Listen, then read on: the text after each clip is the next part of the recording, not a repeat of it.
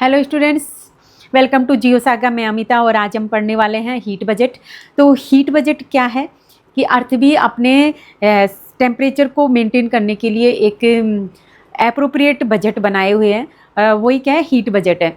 तो heat budget में हम देखेंगे कि सोलर से आने वाली जितना भी ये रेडिएशन है, सोलर रेडिएशन, वो कि एटमॉस्फेयर और अर्थ सरफेस यहाँ पर आने के बाद में वो उतनी ही क्वांटिटी में क्या किया जाता है, रिटर्न किया जाता है एटमॉस्फेयर और अर्थ के द्वारा। ठीक है, और इसी बैलेंस को क्या कहेंगे, हीट बजट कहेंगे। तो हीट बजट में हम देखते हैं कि सन से मान लो कि 100% इसकी 100 यूनिट या 100% में रखें इसको, कि इतना सोलर रेडिएशन क्या हो रहा है कि आउटर मोस्ट लेयर पर एटमॉस्फेयर से ये अर्थ सरफेस तक आता है। तो मान लो कि ये अर्थ सरफेस तक यहाँ से सोलर रेडिएशन आ रहा है और यहाँ एटमॉस्फेयर में क्या है, एरोसोल्स के पार्टिकल है। तो एरोसोल्स के पार्टिकल के थ्रू ये क्या हुआ, स्कैटरिंग होगी। इससे पहले स्कैटरिंग और इसके डिफ्यूज के बारे में हमने पहले भी इससे पहले के लेक्चर में डिटेल से देख लिया था कि स्कैटरिंग क्या होता है, डिफ्यूजन क्या होता है। तो स्कैटरिंग के थ्रू क्या होगा कि एरोसोल्स के पार्टिकल से यहाँ से ये जो सोलर रेडिएशन है ये क्या होगा, रिफ्लेक्ट होगा। और रिफ्लेक्ट होगा तो उससे 6% जो एनर्जी है, ये हीट है, ये क्या हो गई, स्पेस में वापस से लौट गई। 6% तो किससे, स्कैटरिंग के थ्रू, जो कि एरोसोल के पार्टिकल से क्या हुई, स्कैटरिंग हुई और स्कैटरिंग से 6% क्या हो गई, स्पेस में लौट गई। देन 27% क्या होगी कि ये क्लाउड से रिफ्लेक्ट होकर ये 27% ये भी क्या हो गई, स्पेस में लौट गई। ठीक है, तो 6% 27%।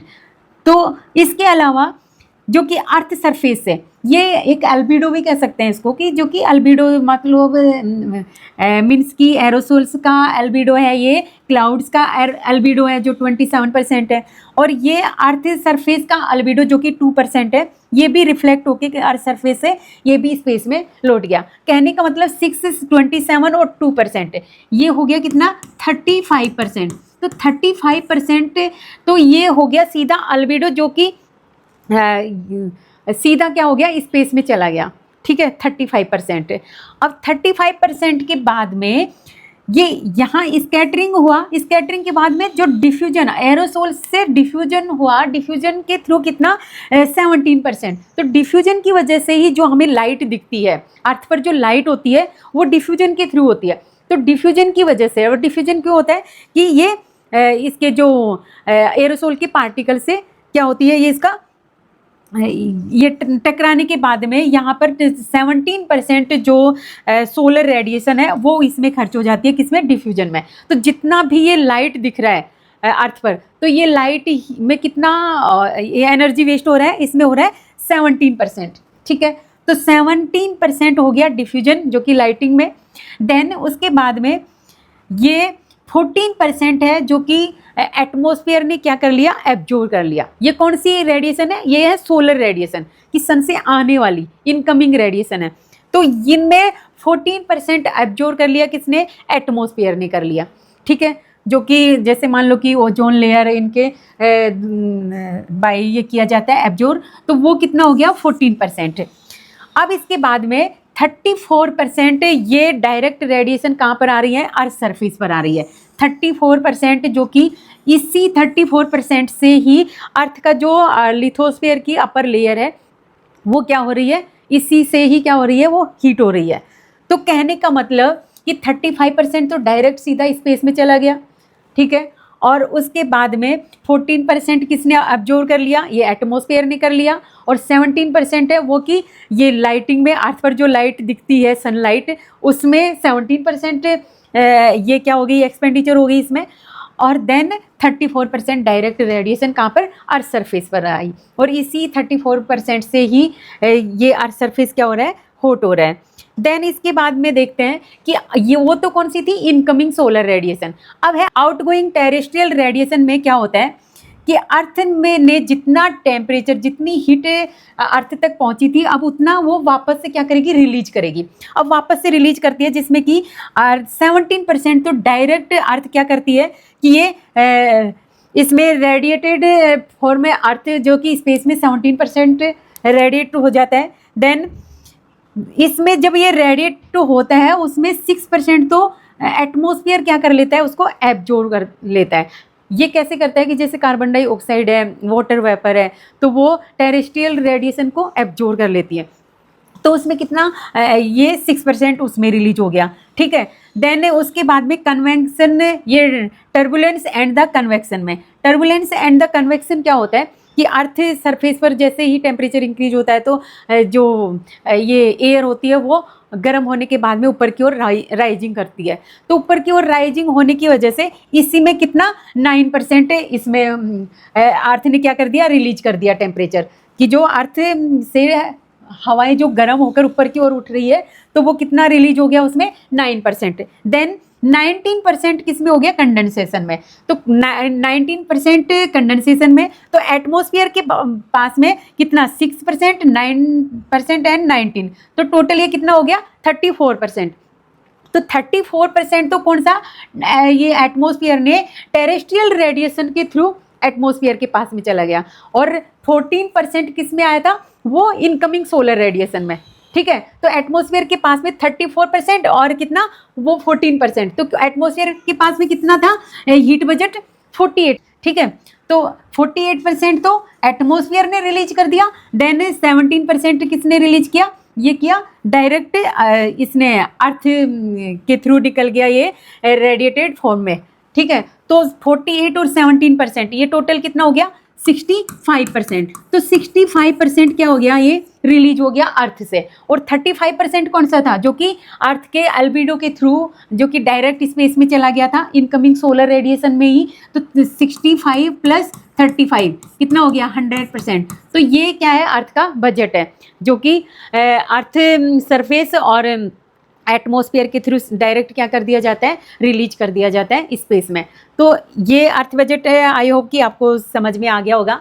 देन आप देखेंगे कि ट्रांसफ़र कैसे हीट ट्रांसफ़र होता है। ट्रांसफ़र ऑफ हीट है ये कि अलग अलग फॉर्म में होता है, जैसे कि कंडक्शन। कंडक्शन में क्या होता है कि हीट का जो ट्रांसफ़र होता है वो लेयर बाय लेयर कॉन्टेक्ट में आने के बाद में होता है। जैसे मान लो कि ये अर्थ सरफेस है, और अर्थ सरफेस के हॉट होने के बाद में, मतलब गर्म होने के बाद में, यहाँ अर्थ सरफेस के गर्म होने के बाद में यहाँ से हीट क्या होगी कि इसके कांटेक्ट में आने के बाद में जो नीचे की लेयर है ये भी क्या होगी, ये भी गर्म होने लगती है, ठीक है। तो ऐसे मतलब उसके कांटेक्ट में आने के बाद में हीट क्या होगी कि वो ट्रांसफ़र होने लगेगा। इसे ही क्या कहेंगे, कंडक्शन। जैसे मान लो कि लोहे की जो छड़ होती है, आयरन रोड, वो जैसे गर्म होती है, कैसे कि जैसे मान लो कि ये कोई भी हॉट पार्ट है ना, और ये है कोल्ड। तो हॉट और कोल्ड इसके कांटेक्ट में आने के बाद में यहाँ से ये जो इसका ये पार्ट भी क्या हो गया, होने लगेगा, ये भी गर्म होने लग जाएगा। फिर इसके बाद में ये इसके कांटेक्ट में आने के बाद में, मतलब कहने का ऐसे हीट क्या हो रही है, ट्रांसफ़र होने लगती है। ये जो हीट ट्रांसफ़र हो रही है इसे ही क्या कहेंगे, कंडक्शन। Then convection. कन्वेक्शन में क्या होता है कि कन्वेक्शन की लिक्विड या गैसेज सब्सिस्टेंस में जब एयर क्या करती है, इसको मतलब हीट बढ़ने की वजह से एयर एब्जॉर्ब करने के बाद में ऊपर की ओर राइजिंग करती है। तो ऊपर की ओर राइजिंग करने से हीट को क्या करती है, वर्टिकल मीडियम में ट्रांसफ़र करती है, ठीक है। तो वर्टिकल मीडियम में हीट का जो ट्रांसफ़र होता है वो किसी भी लिक्विड या फिर गैसियस फॉर्म में जो सब्सिस्टेंस होते हैं वहाँ से ये एयर है वो उसको एब्जॉर्ब करने के बाद में ऊपर की ओर राइज करती है। तो इससे भी हीट का क्या किया जाता है, वर्टिकल फॉर्म में हीट का बैलेंस होता है। देन इसके बाद में एडवेक्शन। एडवेक्शन क्या होता है कि एडवेक्शन में कि सबसे ज़्यादा वैसे एडवेक्शन होता है, ये एडवेक्शन के फॉर्म में ही हीट का बैलेंस होता है। जैसे मान लो कि ये है अर्थ, ठीक है, और अर्थ पर इक्वेटर वाले रीजन में यहाँ पर जो ट्रॉपिकल जोन है, ट्रॉपिकल जोन में टेम्परेचर सबसे हाई होता है, क्योंकि यहाँ पर परपेंडिकुलर सन की रेज ये डायरेक्ट रेज होती है, और डायरेक्ट रेज होंगी तो यहाँ पर टेम्परेचर क्या होता है, इंक्रीज होता है। अब यहाँ से चलने वाली विंड है वो क्या होंगी कि इस एरिया से ये जहाँ भी कोल्ड एरिया में जाएंगी तो वहाँ भी टेम्परेचर को क्या करेंगी, इंक्रीज करेंगी। मतलब 75% वैसे इन विंड्स के द्वारा ही अर्थ के टेम्परेचर को बैलेंस किया जाता है, ठीक है। तो अर्थ का टेम्परेचर बैलेंस हो रहा है विंड्स के थ्रू, और ये जो हॉरिजेंटल मूवमेंट में विंड्स के द्वारा जो टेम्परेचर बैलेंस किया जाता है इसे ही क्या कहेंगे, एडवेक्शन। क्लियर कि हॉरिजेंटल मूवमेंट में टेम्परेचर बैलेंस होता है वो विंड्स के थ्रू, ठीक है, ये क्या होगा, एडवेक्शन होगा। कि पोलार वाले रीजन तक भी टेम्परेचर अगर वहाँ तक टेम्परेचर यहाँ तक रिसीव हो रहा है तो वो किसके थ्रू हो रहा है, इसके विंड्स के थ्रू हो रहा है। देन इसके बाद में है ये एडियाबैटिक। तो एडियाबैटिक प्रोसेस क्या होता है कि इसमें the change in the temperature due to ये interaction with air is called adiabatic process, that is surface no effect. मतलब एडियाबैटिक प्रोसेस में क्या होता है कि इसमें कोई सरफेस का इफेक्ट नहीं होता। जैसे उसमें तो क्या होता था कि अर्थ का सरफेस का टेम्परेचर ही क्या होता था कि वही ट्रांसफ़र हो रहा है, या फिर वर्टिकल या हॉरिजेंटल मूवमेंट में इसका हीट का ट्रांसफ़र हो रहा है, बट इसमें कोई अर्थ का इफेक्ट नहीं होता।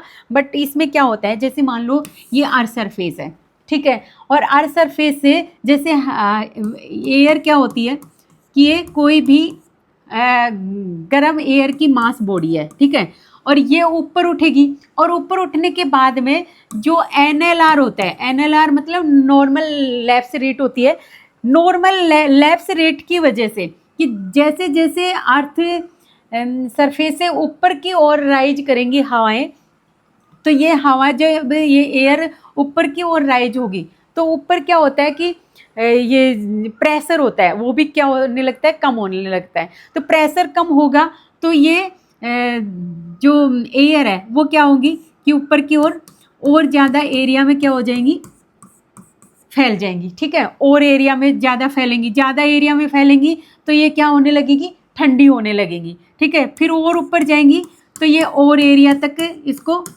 ये और एरिया तक मतलब ऊपर की ओर जाएंगी और एरिया तक क्या करेंगी ये फिर ठंडी होने लगेगी। मतलब एक टाइम के बाद में जो नॉर्मल लैप्स रेट होती है तो वहाँ तक टेम्परेचर इसका इन एयर का क्या होने लगेगा, डिक्रीज होने लगेगा। मतलब आसपास के एरिया में मान लो ये हॉट है बट यहाँ का टेम्परेचर इसके कंपैरिजन में यहाँ टेम्परेचर क्या है, कम है। मतलब हवाएं जब तक ये ऊपर की ओर राइज होती रहेंगी जब तक कि उसके आसपास वाले का टेम्परेचर और इनका इक्वल ना हो जाए, ठीक है। तो एक नॉर्मल लैप्स रेट के बाद में ये क्या होती है कि उसी ये मतलब टेम्परेचर में वो क्या हो जाती है, इक्वल हो जाती हैं, और इसे ही क्या कहेंगे, एडियाबैटिक प्रोसेस। मतलब ऊपर की ओर हवाएं जब तक ऊपर उठती रहेंगी तब तक कि वो आसपास वाले इस टेम्परेचर से इक्वल ना हो जाए, ये एडियाबैटिक प्रोसेस होगा। तो और इसी में ये भी होता है कि वैसे तो नॉर्मल जो लैप्स रेट होती है वो कितना होता है कि ये पर किलोमीटर पर 6.5 टेम्परेचर क्या होता है, डिक्रीज हो जाता है। तो ये टेम्परेचर उसी के हिसाब से इन विंड्स का टेम्परेचर डिक्रीज होगा। और इसमें एनाबैटिक और एक कैटाबैटिक होता है। एनाबैटिक होता है कि जब टेम्परेचर क्या होता है, एनाबैटिक में ये विंड्स ऊपर की ओर राइज होती है, और कैटाबैटिक में ये विंड्स क्या होंगी, नीचे की ओर, एयर नीचे की ओर डाउनवर्ड होंगी।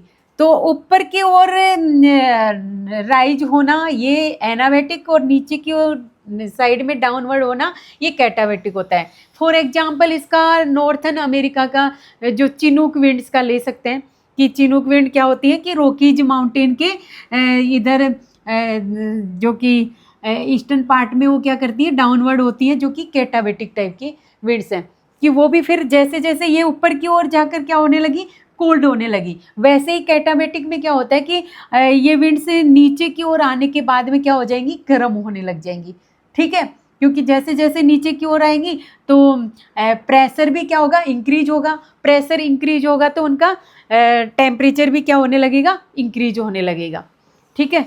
तो ये एनाबैटिक और कैटाबैटिक फॉर्म में ये एडियाबैटिक प्रोसेस था। ये भी क्या करते हैं कि अपवर्ड और डाउनवर्ड, जिसमें अर्थ का रोल नहीं होता बल्कि इसमें रोल होता है NLR मतलब नॉर्मल लैप्स रेट का, जिसकी वजह से टेम्परेचर ऊपर की ओर जाएंगे तो टेम्परेचर क्या होने लगेगा, डिक्रीज होने लगेगा। और जैसे जैसे नीचे की ओर अपवर्ड विंड होंगी, एयर होगी, तो उसकी वजह से उसका टेम्परेचर इंक्रीज होने लगेगा, जो कि नॉर्मल लैप्स रेट की वजह से। तो ये एनाबैटिक और कैटाबैटिक प्रोसेस था, ये भी टेम्परेचर को क्या करते हैं, बैलेंस करते हैं। आई होप कि आपको समझ में आया होगा। Thank you so much.